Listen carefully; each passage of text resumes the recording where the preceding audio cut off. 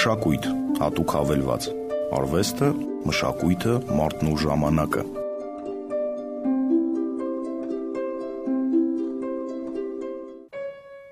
Այսօրվա իմ զրուցակիցն է կոմպոզիտոր Դավիթ Պալասանյանը։ Բարև Դավիթ։ Ողջույն։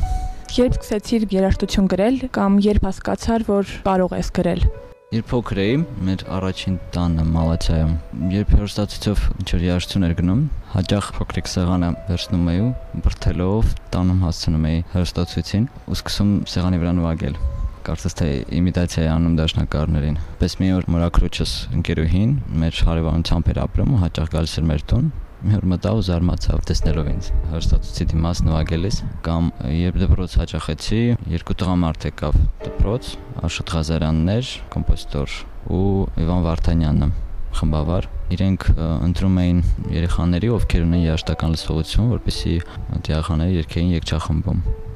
Կոմիտասի վրա կար մի երգչախումբ, այդտեղ էր այդ երգչախումբը փորձեր անում։ Երգչախումբը կոչվում էր Վարդանանք տղաների երգչախումբ։ Ու այդպես ամբողջ դպրոցից ընդամենը 2 հոգու ընտրեցին, ովքեր ունեն երաժշտական լսողություն, ու ես սկսեցի հաճախել այդ երաժշտական դպրոցի երգչախմբում երգել։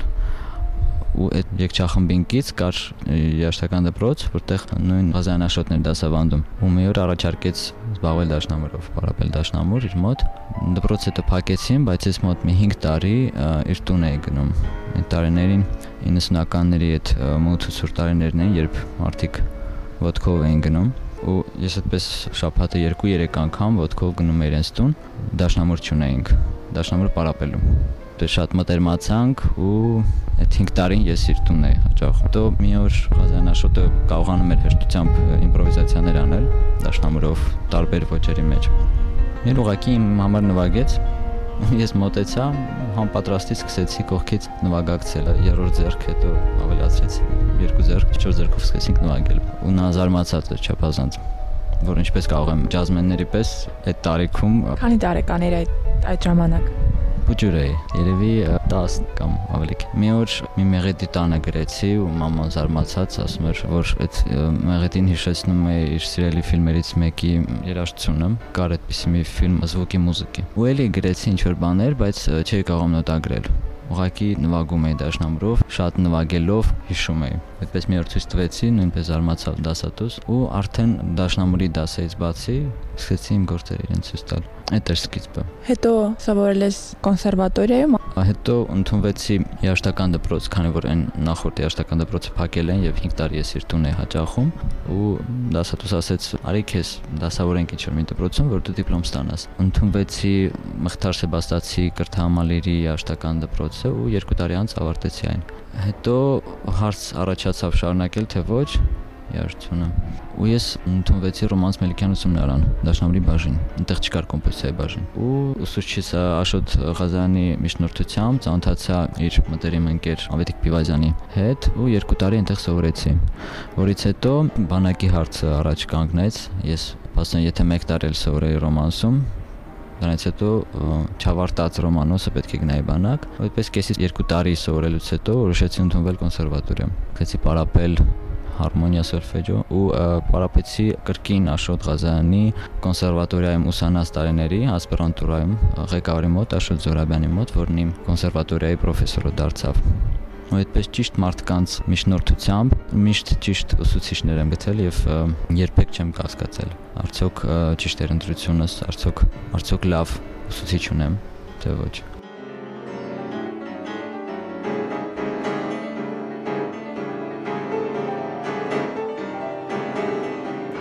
Այսպիսի մի խոսք կա, ասում են իրականում ոչ թե մարդն է ընտրում մասնագիտությունը, այլ մասնագիտությունն է ընտրում մարդուն, եւ տվյալ դեպքում եթե քեզ երաժշտությունն է ընտրել, ուրեմն ընտրել է ճիշտ մարդկանց,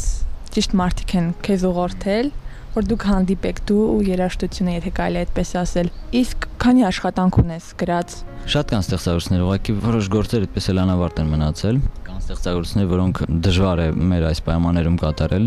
քանի որ սիմֆոնիկ նվագախմբի ղեկավարները կամ դիրիժորները այդքան էլ շահագրգռված չեն կատարելու երիտասարդ կոմպոզիտորների ստեղծագործություններ։ Իհարկե թե ամեն մեկին հարցնես, ամեն մեկն իր հերթին կասի, իհարկե չէ, մեր երիտասարդերում մենք պետք է օգնենք, իրենք են մեր ապագան եւ այլն, բայց հիմնականում դրանք փուչ խոսքեր են։ Մյուս կողմից նրանք իրենց արդարացնում են ասելով, որ դա ֆինանսների հետ է կապված։ Ոմանք ասում են, որ դա պահանջարկ չունի, քանի որ մեր ունկնդիրը հիմնականում դասական երաժշտություն է լսում, ընկալում եւ իրեն դժվար է ընկալել ժամանակակից ավանգարդ երաժշտությունը։ Մի քիչ գյուղական վիճակ է հիշեցնում սա, որովհետեւ այլ երկրներում, զարգացած եվրոպական երկրներում ընդհակառակը մեծ ուշադրություն է դարձվում ժամանակակից արվեստին ու հենց դա էլ ռոպագանդվում է։ Բնականաբար այնտեղի հնարավորությունները ավելի շատ են, բայց կարծում եմ ցանկության դեպքում այստեղ էլ կարելի է ինչ-որ բան անել։ Տարբեր երկրներում կատարել են քո ստեղծագործությունները։ Դրսի կոմպոզիտորների կամ դրսի հանդիսատեսի արձագանքը ինչպիսին է, անտարբերություն է նորից թե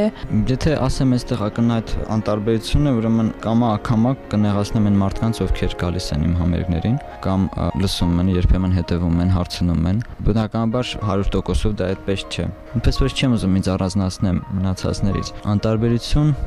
արի ասենք անտարբերություն։ Որովհետև շատ ընկերներ ունեմ, որոնց հետ ինձ հետաքրքիր է, որոնց ես եմ հետաքրքիր, բայց գնամիտես շատ քչերի մտքով է անցնում լրջորեն հետաքրքրվել նրանով, թե ինչով է զբաղվում իրենց ընկերը, կոմպոզիտորը, նկարիչը, գրողը եւ այլն։ Եվրոպայում էլ են անտարբեր։ Այնտեղ ցանկացած երաժշտություն ունի իր ունկնդիրը, ու եթե դու գրում ես ավանգարդ ոճում, դա չի նշանակում, որ բոլորը կգան քո համերգին, բոլորը կասեն, «Ինչ լավ գործ ես գրել»։ Ուղղակի մակարդակն է մի քիչ ուրիշ։ Վերջերս ծանոթացա մի դիժորի հետ, Ալեքսանդր Քուրկչյան կարծեմ, եթե չեմ սխալվում։ Հայ է,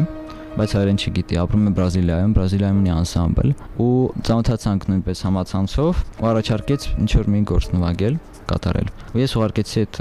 քվինտետս Ծաղկե պարտեզը խավարում, որը նա կատարեց, հուսամ լավ հնչեց, քանի որ ձայնագրությունը չուղարկեց, ասաց, որ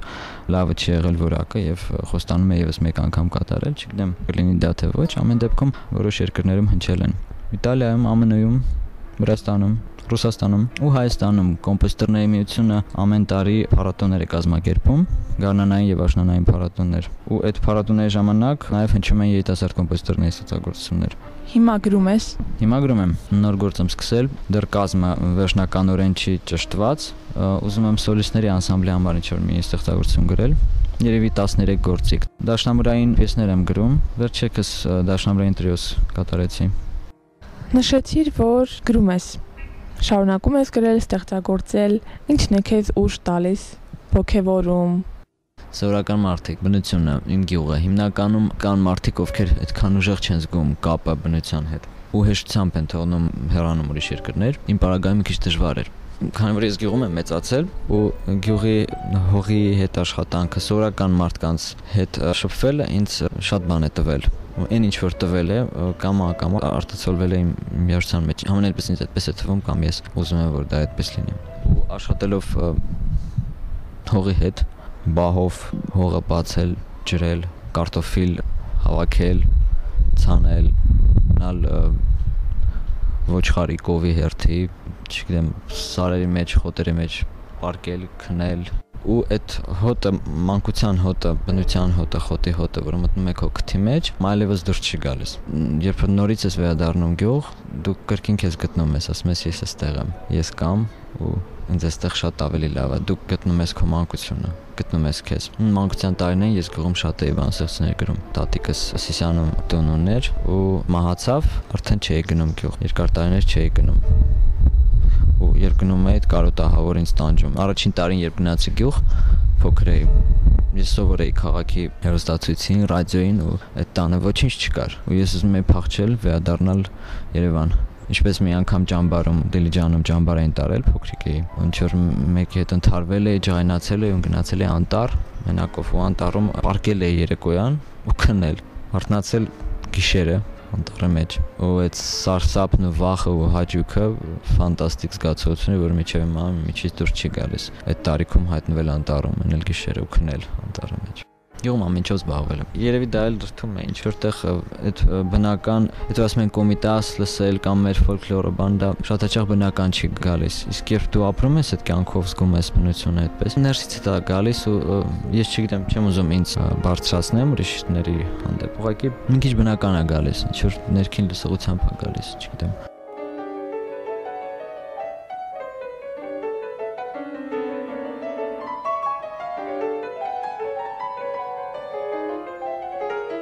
Խոսափողի մոտ Անահիտ Ղազարյանն էր։ Հիշեցնեմ, որ այսօր իմ զրուցակիցն էր կոմպոզիտոր Դավիթ Բալասանյանը։ Շատ կարդացեք, լսեք լավ երաժշտություն ու փորձեք հնարավորինս մոտ լինել բնությանը։ Առայժմ